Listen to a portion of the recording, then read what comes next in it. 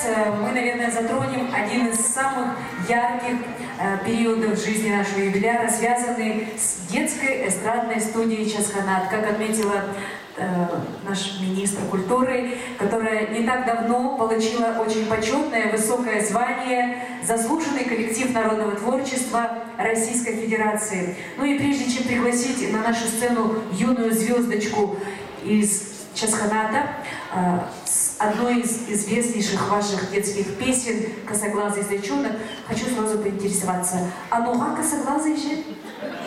А хойр харахозанах часа да ширши.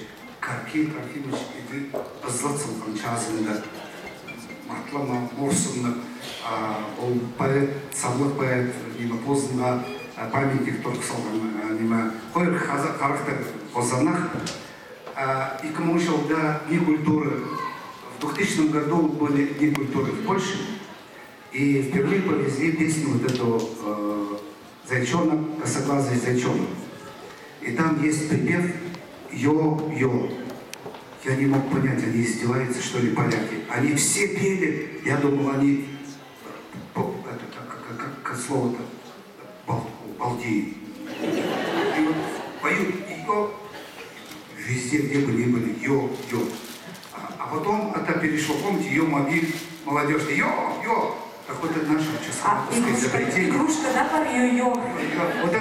Вот это изобретение, можем гордиться, йо-йо, молодежь там, вот. А потом песня Хозанах. В исполнении Кристины Загатаевой. Можете под йо, когда будет припев, Сергей Александрович Ситкин, он хорошо поет, вы можете подпеть.